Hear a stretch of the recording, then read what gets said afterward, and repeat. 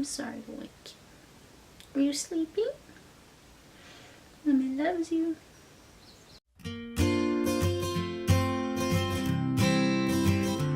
Hi everyone, welcome back to my channel and thank you again for tuning in. To be honest with you, I didn't know what I wanted to talk about next. I have a whole list of things that I've written out that I want to talk about and I didn't know which one to choose. So I listened to my own intention that I made in the last video, which was basically to be aware of what's going on and bring attention to what was going on in your life and just to notice things. And I had the beautiful opportunity to talk to someone today who is a struggling alcoholic and admitted to me that she believed she was an alcoholic, and it was kind of beautiful to see someone come to terms with that, because that's really hard, especially if you're young.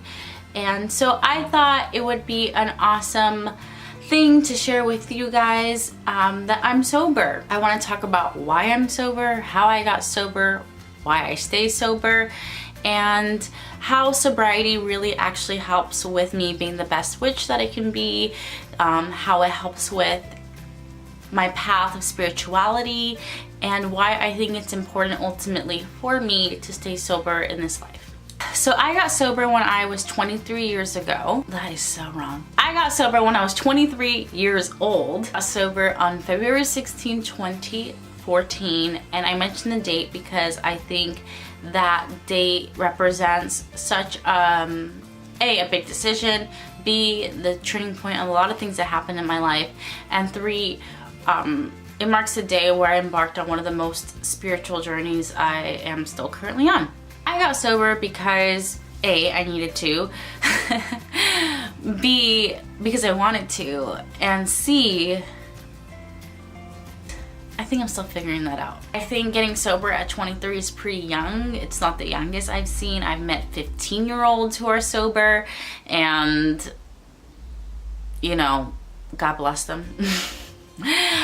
I got sober because I had a problem with drugs and alcohol, and for me it was weird. Like, I'm not going to dive too much into my story in this video. If you guys have questions, I am more than happy to answer them. I'm pretty much an open book when it comes to my sobriety, because I really believe in the process of when I share my own story, it might help someone else out. It might not help them out to get sober, but it might help them out to realize maybe another issue that they have. Long story short, the combination of my rock bottom really was an internal spiritual one, even perhaps a physical one, because I was heavily addicted to prescription drugs that were not my prescription. And I was heavily into just spiraling down a path that ultimately wasn't serving me well at all.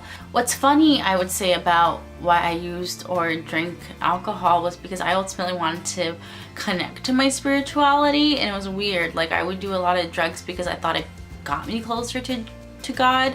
So, you know, shrooming, and I never actually did acid, but I did shroom a lot, and I did smoke pot a lot. I did a lot of cocaine, I did a lot of Adderall, and all these things just kind of sped up my brain to think I was having this really powerful experience all the time, and ultimately it stopped working for me, at least. And then with the chase of trying to navigate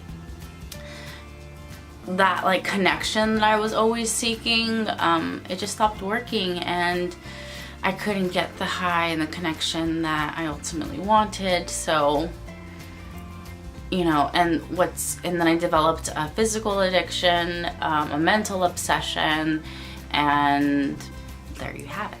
I'm sharing this story because I know there are a lot of young people in the world who may be wondering if they have a problem with drugs or alcohol, and honestly, it's hard to really tell when you're young, because the culture of being young, and especially the day and age now, it's so hard to kind of tell, like, do I have a problem, or am I just doing what everyone else is doing, you know? And it's hard to differentiate that sometimes. I definitely struggled with that. However, that's why I really believe, like, getting sober or determining if you have a problem is something that you have to come to terms with, and you have to believe. It doesn't matter if anyone else thinks you are. If you don't nothing's ever really gonna change, in my opinion. I got sober because ultimately what I was doing wasn't working for me, and I needed something else. I needed a new path. I needed to commit to something that wasn't to self-destruction or self-hatred or self-deprecation. Yeah, I needed something new. I got sober through a 12 steps program, and I'm not going to go into details about that experience. If you are interested in 12 steps program, it's an anonymous program, but it's open to the public. And if you're interested and because you think you might have a problem or you're just curious, I would say go check out an open meeting. There are open meetings everywhere. An open meeting is just a meeting that anyone can go to, regardless if you believe you're an alcoholic or not. If you're just curious, if you have a family member that's struggling and just want to know more about it, you can go to those meetings. So ultimately, I would say the reason why I stay sober and why I know sobriety is important for my well-being and spirituality and my commitment to myself as a witch is because for me, I think what drugs and alcohol does is disconnects me to the source. It disconnects me to my God. It disconnects me to the magic that surrounds me. Even though I thought it was a thing that was actually connecting me to those things, it turned out that it was actually the thing that was disconnecting me. And I will say it's really, really hard to access those points of feeling like you're in tune and aligned and feeling like you have a purpose sober. At least for me, it's been even doing things creatively. I did a lot of drugs and drank a lot and was a part of the scene of arts and culture because I thought that was a way to be creative. I didn't, I thought I needed some catalyst, something outside of me to get me to be an artist, really. And I was really attached to the idea of being a cigarette smoking, which I'm almost a year off of cigarettes now. Maybe I'll do a whole video about how I quit cigarettes and why I quit cigarettes. You probably know why I quit cigarettes, but how I did it and how I've been doing it. But anyway, I just wanted to be the cigarette smoking, flower wearing, which I still am a flower wearing. Well, cigarette smoking, all black, broody, poetry, and that, like the angsty, teenager-y, let me just go wallow in my feelings while I still have that place in my heart forever and ever. I realized that was actually contributing to a deep dark hole of depression for me that was ultimately going untreated for a long time, and I was self-medicating. And mind you, this entire time I'm reading all those books that I talked about in my last videos about how to all these self-help books and spiritual books. I've been joining religions and communities, and I'm trying to figure out what's wrong with me. I major in psychology in undergrad, and I'm constantly trying to figure out what the hell is wrong with me and how do I live this life that's so painful in a sane and peaceful way. So I think I had this dual experience where one part of me was always drawn to spirituality and kind of being pious and being a seeker of God, and then there was another side of me that was always just trying to destroy myself and to set myself up for failure, kind of childhood narratives that were never even mine to take on, the traumatic experience of living this life, and also just different things that I struggled with as being in this body as who I am. All those things contributed to why I used or drank, and ultimately I had to stop to figure out who I really am. And I'm a little bit over 4 years down the path now, and let me tell you, and not to scare you, but to tell you that it's a process. I got sober down in Los Angeles, and there are a lot of sober people in Los Angeles, and they make sobriety look super cool. And I know there are a lot of celebrities who are sober that kind of helped me to think that sobriety was cool, and a lot of successful people that I met that made sobriety look cool. And I think, and keep saying cool because I think if you're a young person, even if you're not a young person, like, I think that ultimately whatever if we're giving up something, we have to think that whatever we're gonna get back in exchange is gonna be better than what we're giving up, right? So, I mean, that's at least what I think. So when I got to the point where I had the opportunity to really put down the drink, put down the drugs, and surrender and say, I have a problem, I need help, what can I do? Please just show me how. That's when everything else kind of began to fall into place for me. So in sobriety, I have learned how to really sit with my feelings, to identify my feelings, to acknowledge them, to hold space for them, because ultimately I think I used and drank because I was uncomfortable with whatever feelings were coming up within me, and therefore I wanted to not just numb, but to check out or to alter my feelings. If I was feeling sad, if I just popped a little pill, maybe I'd feel happy. Whatever it was basically not being okay with what was happening right here, right now. And I'm happy to report that, you know, these days I will say these days I am much better at learning how to sit with my feelings and choose connection over disconnection, choose connection over isolation, choose connection over suffocation through something else, you know. I think it's important to see people get sober and share about their experience, because there isn't a lot of content out there that is talking about sobriety, or opening up a space to have that conversation and what it means to be a young person in the world, or just be a person in the world sober, you know, and know that you can have a lot of fun and you can have a really fruitful life and a productive one and a meaningful one in sobriety. And I would say in so many ways, like, I've gone through some crazy stuff in sobriety which I can share about in other videos, and eventually I think you guys will all start to weave things together of like, oh, that's what's been happening in her life, because I'm pretty crazy. But ultimately I love sobriety because it really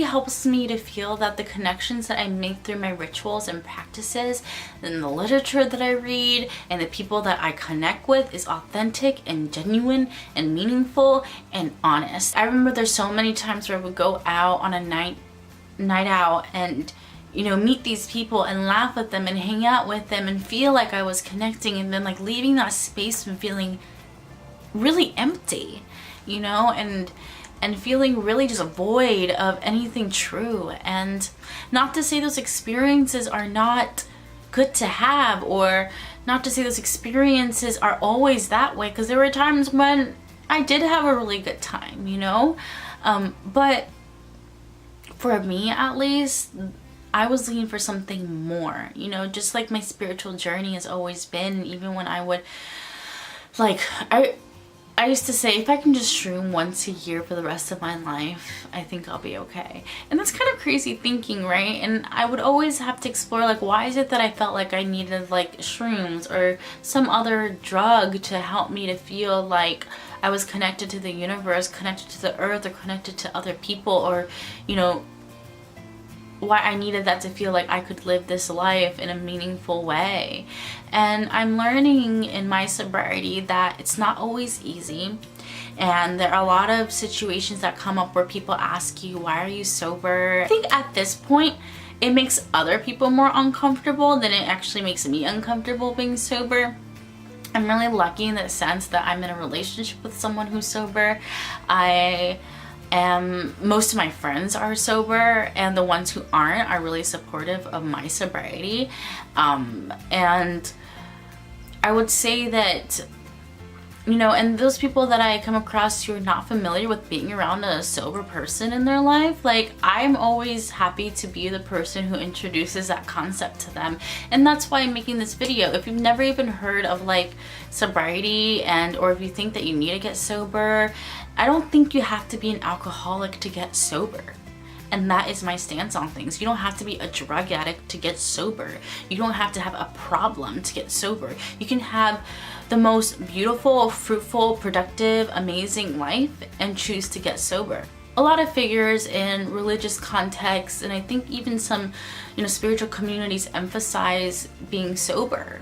And I've always been curious about that, as a young kid. I was like, okay, like a lot of these people are telling me in order to have a connection to the magic of life, like sobriety is really important. Also, I think that when you do work with magic and you are on the path of alignment and bettering yourself and growing, in my experience, certain things just become huge barriers and blocks of that happening after a while. Everything just, I think drugs, alcohol, all these different kind of toxicities that exist ultimately hinder you.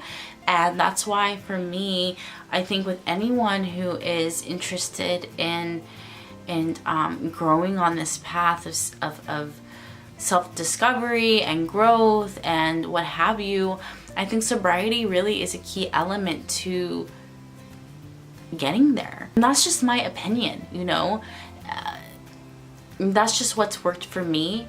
I think it's a slower process, but I will say it's more of a meaningful one, and it's really this nice, because it's this process of like revealing different layers of the onion, and after every single thing that you unfold after one thing, it's like, oh, there's another thing, oh, there's another thing. But the opportunity to even just look at the other things is amazing to me and what I'm interested in. If you have any questions about sobriety, or if you need resources, or you just want to chat about it, please comment in this comment section below. In the description box, I'll leave several interesting articles and perspectives on sobriety that I found helpful on my journey. And if you think you have a problem, you probably do. No, just kidding. But if you have a problem, please, there's always so much help out there if you want it badly enough. Thank you so much for watching, and I hope that you got something out of this video, or if anything, you learned something new about me, or if you have any more questions, I am more than happy to share more of my story with you in the comments below. The topic of sobriety will probably be brought up again because it's a huge part of my life and how I experience it, and I'm happy to share my story with anyone out there who's struggling or just curious or whatever. Please make sure to subscribe below, like this video, ring that bell. Thank you so much for watching and for your support and being interested in this kind of work and getting on the path of spirituality that's right for you. I just always hope that I'm just one more person or tool that you can use in your life to hopefully make your day just a little bit better. And as always, let's leave out with an intention. So this week's intention, I want to focus on something you don't know that you don't know. Let me say that again. Focusing on something you don't know that you don't know, right? So how do you, what? How do you even figure out something you don't know that you don't know, because you don't know it, right?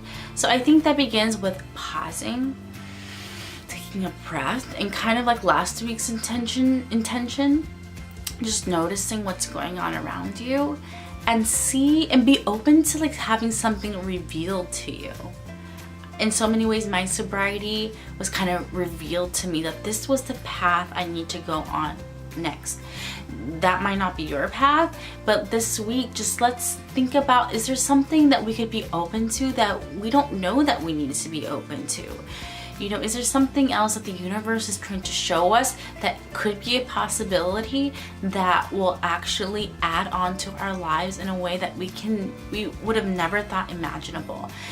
And again, that begins with noticing, it begins with being open, and it begins with just being curious. I think the theme of everything that I try to do, or the space that I work in general, with people and places and things, is like just being curious about what it's about, what is it. And it's not just about having an open mind. I think being curious is a certain type of energy where you're open, but you're also kind of like prying in. You're a part of when you're curious. You're not just an observer, you are a part of when you're curious. And you're participating in what's going on around you. So yeah, let's just kind of stew with that. Let's see what this next week will bring in terms of that intention of figuring out something we don't know that we don't know. I hope something is revealed to me, and I hope the same for you. Thank you again for watching. I will see you very soon, and thank you again. I appreciate all the support and love and so much more. Bye.